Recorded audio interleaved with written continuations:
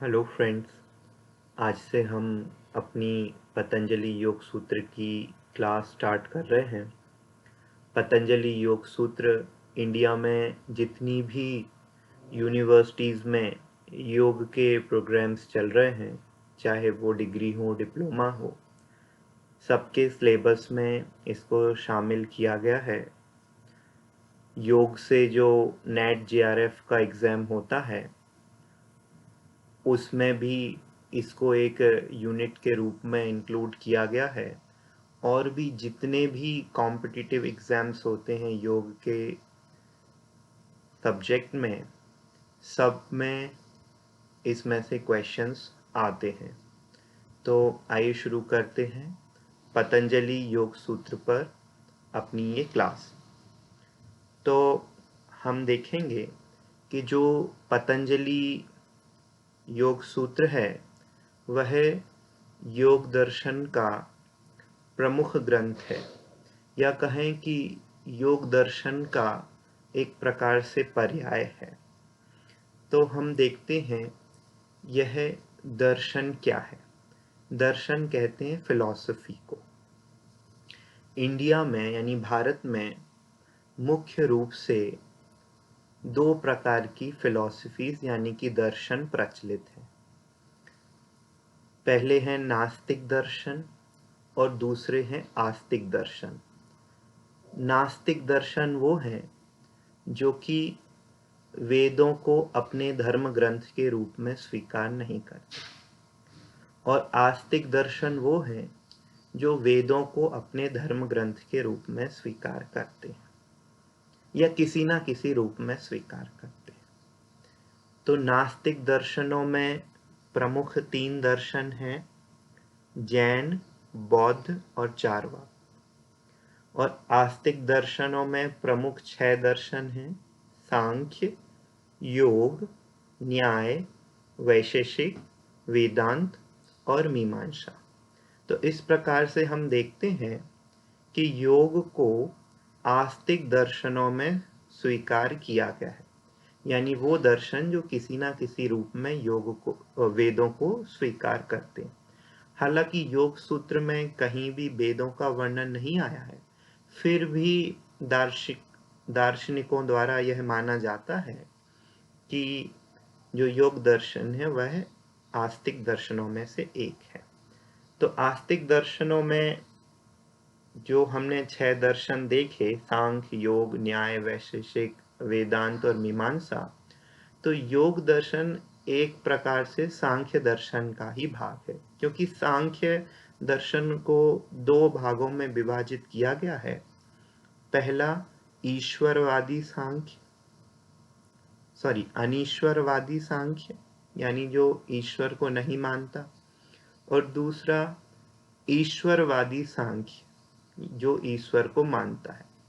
तो यहाँ पर अनीश्वरवादी सांख्य को सांख्य नाम से जाना जाता है और ईश्वरवादी सांख्य को योग दर्शन नाम से जाना जाता है। तो योग दर्शन भी एक प्रकार से सांख्य दर्शन का ही भाग माना गया है।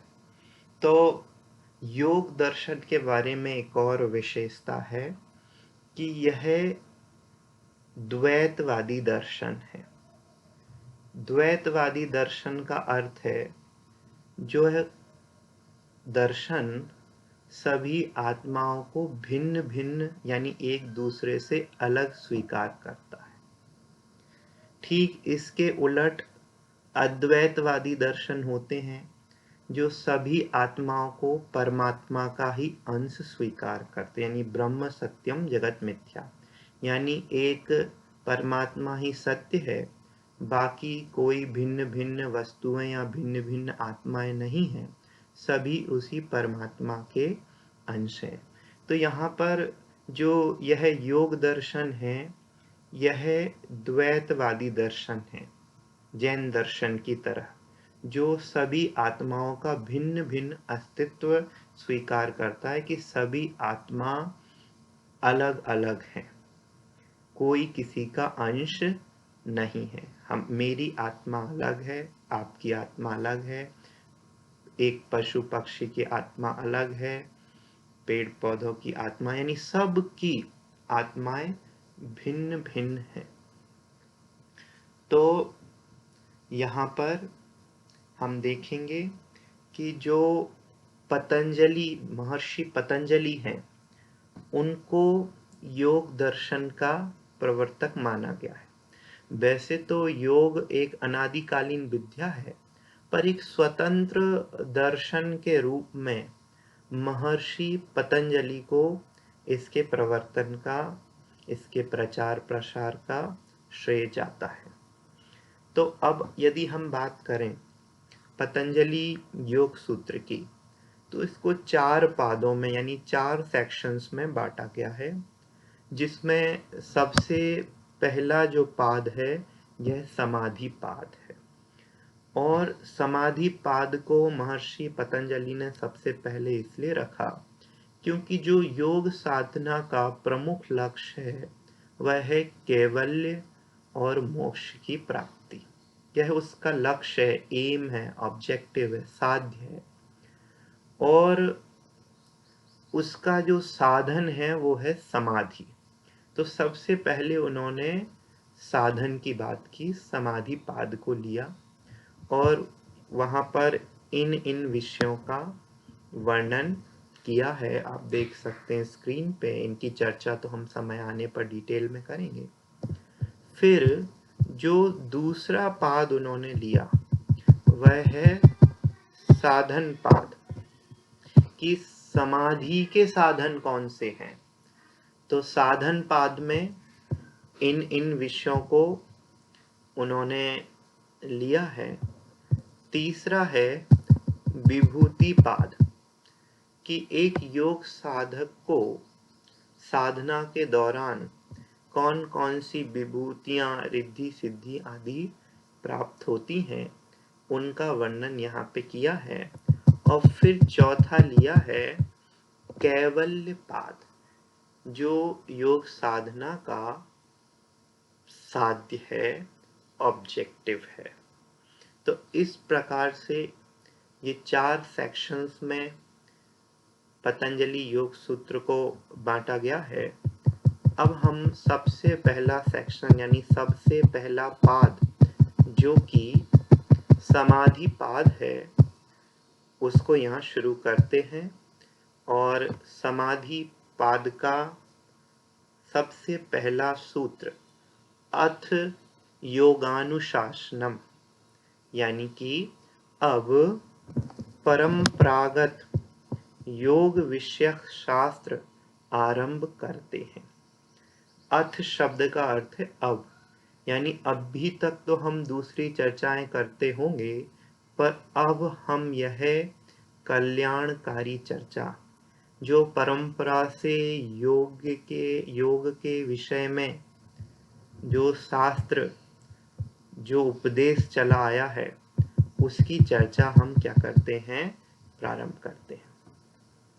तो अब हम देखेंगे यहाँ पर बता रहे हैं कि योग की परंपरा अत्यंत प्राचीन है। जैसा मैंने आपको पहले भी बताया कि योग की परंपरा अनादिकालीन है, इटर्नल है, हमेशा से चली आ रही है और हमेशा तक चलती रहेगी। ना इसकी कोई शुरुआत है, ना इसका कोई अंत है।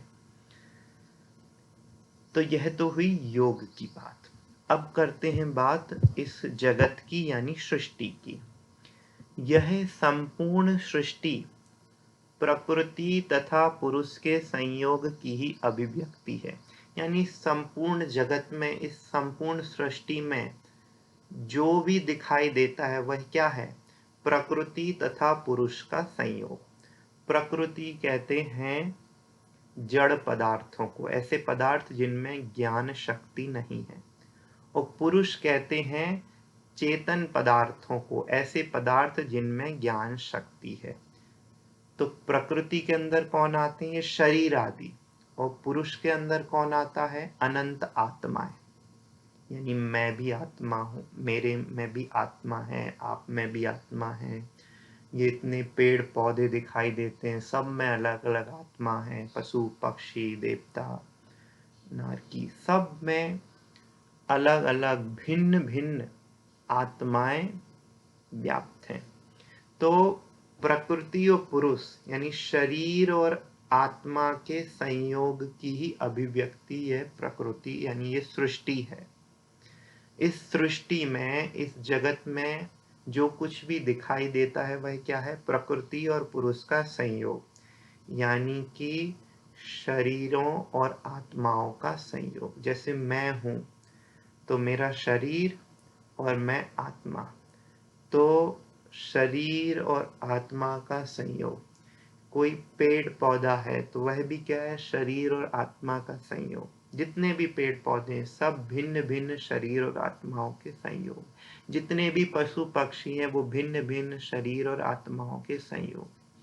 तो सृष्टि में जो कुछ भी दिखाई देता है वह प्रकृति और पुरुष यानी जड़ और चेतन यानी शरीर और आत्माओं का संयोग है। इसलिए इसके हर कण में वह पुरुष यानी चेतन तत्व यानी आत्मा व्याप्त है। पृथ्वी के एक एक कण में आत्माएं व्याप्त है। पृथ्वी का एक एक कण वो हो गया शरीर, और उसमें क्या है? आत्मा व्याप्त है। पृथ्वी, अग्नि, जल, वायु, वनस्पति, कीड़े मकोड़े, पशु पक्षी, मनुष्य, देवता, नारकी, सब शरीरों में जितनी भी प्रकृति है यानी जितने भी जड़ पदार्थ हैं, जितने भी शरीर हैं, सब में चेतन तत्व यानी आत्मा यानी पुरुष क्या है? व्याप्त है। उसी को यहाँ बता रहे हैं। प्रकृति जड़ है, प्रकृति तो जड़ है, उसमें ज्ञान शक्ति नहीं। हमारा जो शरीर है वह जड़ है, उसमें ज्ञान शक्ति नहीं है, परंतु जो पुरुष के संयोग से ही अपनी अभिव्यक्ति की क्षमता प्राप्त करती। शरीर में अपने आप में ज्ञान नहीं है, लेकिन जब इसमें पुरुष यानी आत्मा का, चेतन पदार्थ का संयोग होता है तो यह भी कैसा हो उठता है? जीवंत तो उठता है।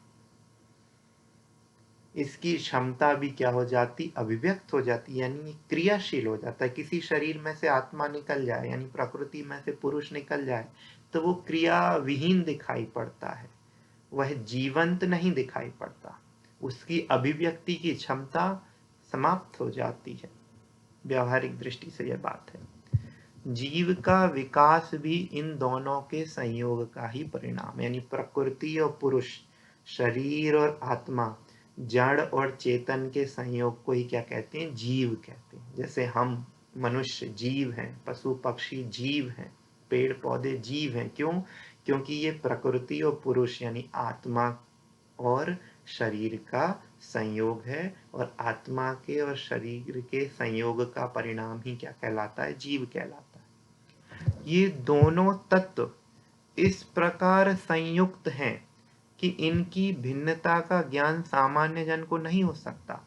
ये प्रकृति और पुरुष यानी कि शरीर और आत्मा इस तरह से एकमेक हैं, बिल्कुल दूध और पानी की तरह, कि हम अगर सामान्य आंखों से देखें तो दूध और पानी का अंतर पता नहीं चला सकते, क्योंकि बिल्कुल एकमेक दिखाई देते हैं।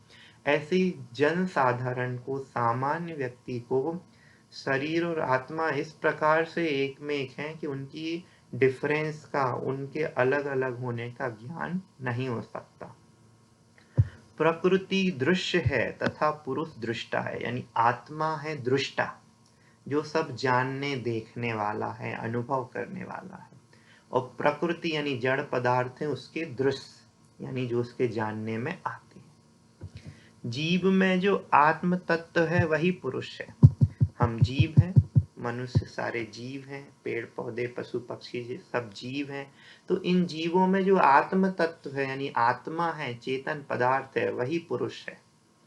और प्रकृति को उसने अपने कार्य संपादन के लिए ग्रहण किया है, और उस आत्मा ने जो ये शरीर ग्रहण किया उसके निमित्त से, उसके माध्यम से वह अपनी सारी क्रियाएं संपादित करता है।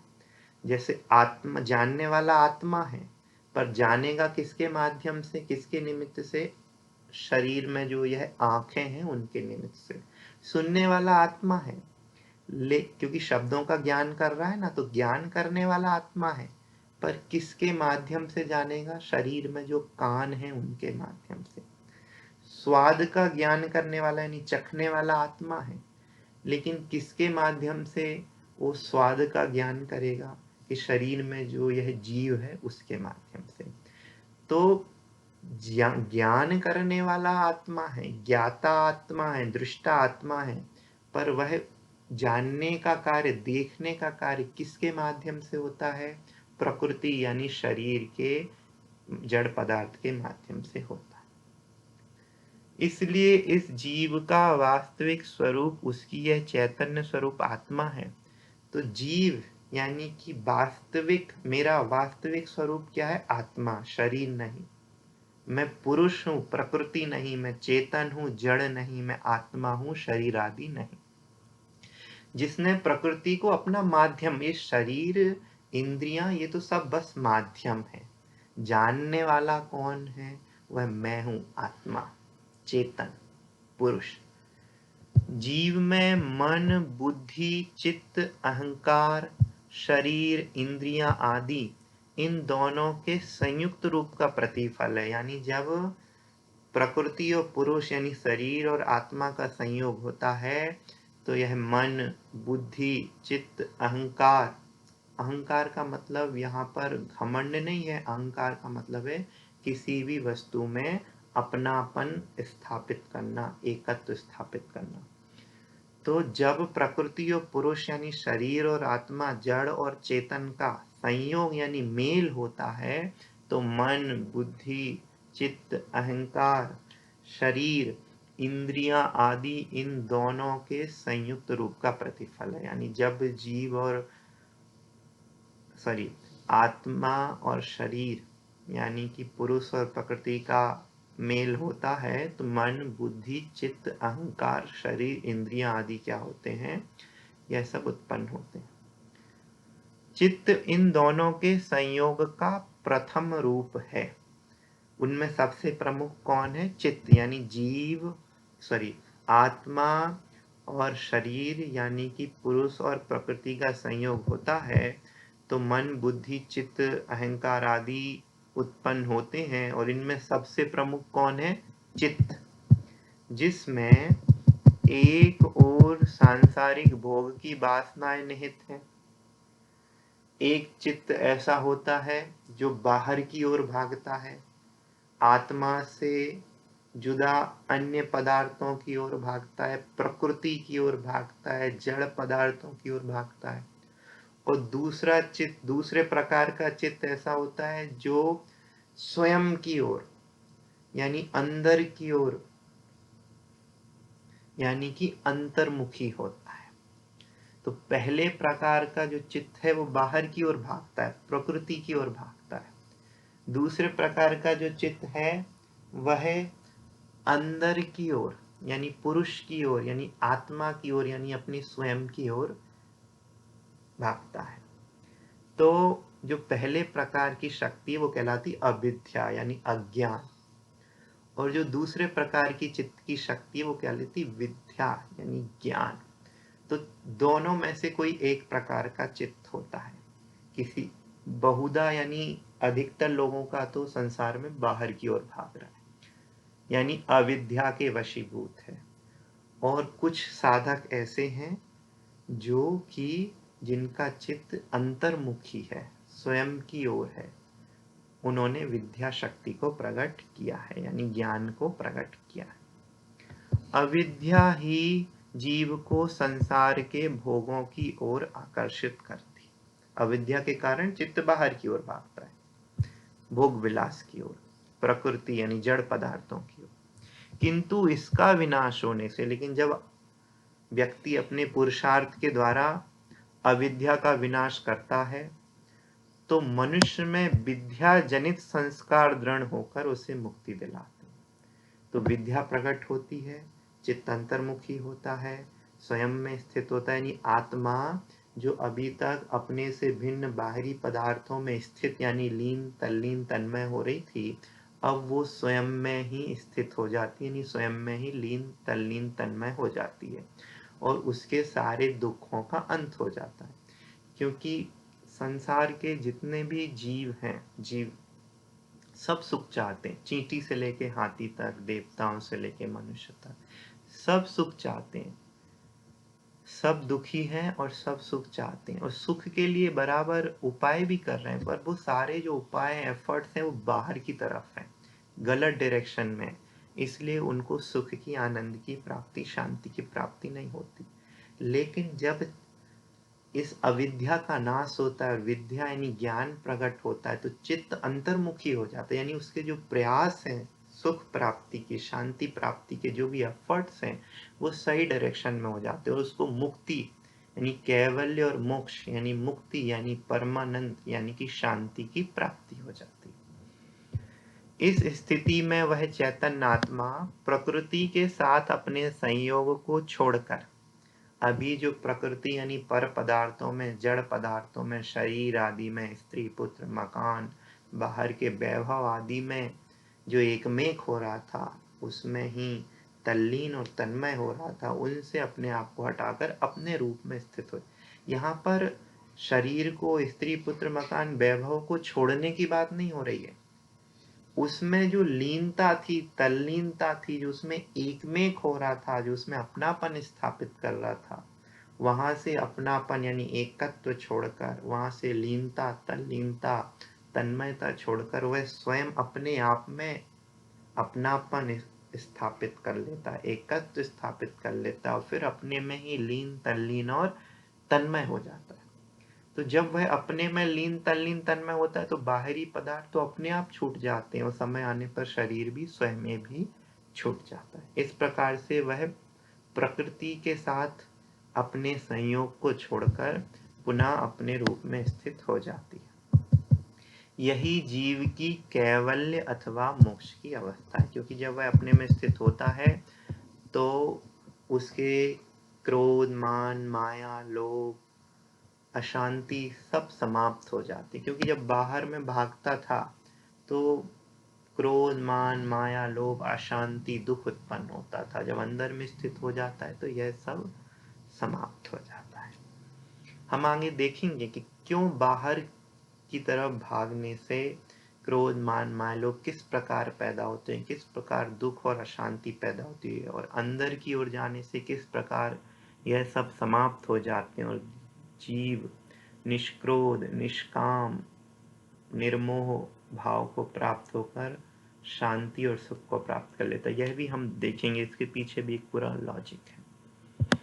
यह योग दर्शन उन समस्त विधियों का प्रतिपादन करता है जिससे साधक अपने प्रकृति जन्य समस्त विकारों को दूर कर उस आत्मा के साथ संयुक्त होता है। सारी विधियां इस योग दर्शन में बताई गई हैं जिसके माध्यम से साधक अभी तक जो अपने से भिन्न प्रकृति जन्य जड़ पदार्थों में, पर पदार्थों में एक मेक होकर, उनमें लीन, तल्लीन, तन्मय होकर विकार यानी क्रोध, मान, माया, लोभ, दुख को पा रहा था, तो किस प्रकार से वह उन सब से हटकर अपने में एक में होकर, अपने में लीन, तल्लीन, तन्मय होकर इन सब विकारों को दूर कर सकता है और सुख पा सकता है। तो योग में उन समस्त विधियों का प्रतिपादन किया है। इस आत्म स्वरूप की उपलब्धि के लिए वह शरीर, इंद्रिय, मन, बुद्धि, अहंकार आदि का पूर्ण परिशोधन कर उन्हें इस योग बना देता है कि वह वास्तविक स्वरूप आत्मा को पहचान सके तथा उसी में स्थित हो जाए। वह साधक योग विद्या के माध्यम से आत्म स्वरूप की उपलब्धि के लिए यानी स्वयं में स्थित होने के लिए जो यह शरीर, इंद्रिय, मन, बुद्धि, अहंकार आदि उनकी शुद्धि कर देता है। जो यह सब बाहर की ओर भाग रहे थे, अब वह सब अंतर्मुखी हो जाते हैं और इस योग वह मन, बुद्धि, चित्त आदि बन जाते हैं कि वह अपने वास्तविक स्वरूप, असली स्वरूप यानी अपने आत्म स्वरूप को पहचान सके कि ये मैं हूँ। शरीर, स्त्री, पुत्र, मकान, वैभव, यह सब मैं नहीं हूँ। मैं कौन हूँ? आत्मा हूँ। ऐसा अपने में अपनापन स्थापित करे, अपने में एक में खोकर लीन, तल्लीन और तन्मय हो जाए। इन सब के लिए एक ही विधि है, चित्त की वृत्तियों का निरोध। और इन सब की एक ही विधि यहाँ पर बताई गई है। क्या बताई है? चित्त की वृत्तियों का निरोध, यानी चित्त की जो वृत्तियां बाहर की ओर भागती थीं, उनको बाहर की ओर भागने से रोक देना और अंतर्मुखी कर देना। जिनके लिए ये 8 साधन है, जिसके 8 साधन बताए गए, यम, नियम, आसन, प्राणायाम, प्रत्याहार, धारणा, ध्यान तथा समाधि। अभी हमने देखा था कि कैवल्य और मोक्ष ही ये योग विद्या का लक्ष्य है, यानी साध्य है, और उसका साधन है ये समाधि। तो मुख्य साधन है समाधि। कैवल्य और मोक्ष ये साध्य यानी लक्ष्य है, और समाधि वह मुख्य साधन है, और समाधि के साधन है बाकी के ये 7, यम, नियम, आसन, प्राणायाम, प्रत्याहार, धारणा, ध्यान। तो इन साधनों के विधिवत अनुष्ठान से ही मनुष्य उस परम पद को प्राप्त करता है। क्यों? क्योंकि समाधि यानी स्वयं का स्वयं में स्थित हो जाना, जो कि केवल और मोक्ष का मुख्य साधन है। और समाधि की दशा कैसे प्राप्त होगी? तो योग शास्त्र के अनुसार यम, नियम, आसन, प्राणायाम, प्रत्याहार, धारणा और ध्यान के माध्यम से समाधि प्रकट होगी, और समाधि के माध्यम से कैवल्य और मोक्ष। इन साधनों के विधिवत अनुष्ठान से ही मनुष्य उस परम पद को प्राप्त करता है। महर्षि पतंजलि ऐसे ही समस्त मानवोपयोगी ग्रंथ योग दर्शन का आरंभ करते हुए इस प्रथम सूत्र में कहते हैं कि अब इस परंपरागत योग शास्त्र का आरंभ कर। यह जो योग दर्शन या योग सूत्र है, इस सभी मानवों के लिए, यहाँ तक कि सभी प्राणी मात्र के लिए क्या है? उपयोगी है। और इस पहले सूत्र में महर्षि पतंजलि अथ शब्द के द्वारा इसका आरंभ करते हैं। यह शास्त्र एक अनुशासन है, ये एक डिसिप्लिन है, एक ऑर्डर है, जीने का एक विधि है, जिससे चित्त की वृत्तियों का निरोध होता है। चित्त की वृत्तियां जो बाहर की ओर भागती हैं, उनका बाहर की ओर भागना रुकता है, वह अंतर्मुखी होती हैं, एवं मनुष्य यानी जीव अपने आत्म स्वरूप में स्थित हो जाता है। उसके क्रोध, मान, माया, लोभ, अशांति, दुख समाप्त हो जाते हैं, और निष्क्रोध, निष्काम भाव को, शांत भाव को प्राप्त हो जाता है, परमानंद को प्राप्त हो जाता है। तो इस प्रकार यह पहला सूत्र हमारा यहाँ पे पूरा हुआ। अगले सूत्र में चित्त वृत्तियों के निरोध की चर्चा आएगी, वह हम अगली क्लास में देखेंगे। अभी तक आपको जो भी क्वेरीज हुई हो तो आप कमेंट बॉक्स में लिखें, मैं आपकी क्वेरीज का समाधान करूँगा। और ऐसे ही वीडियो मैं बनाता रहूँ आगे भी, तो आप इस वीडियो को लाइक करिए, हमारे चैनल को सब्सक्राइब करिए, और अपने फ्रेंड्स को शेयर करिए, ताकि उनको भी यह ज्ञान प्राप्त हो सके और उनकी स्टडीज़ में यह काम आ सके।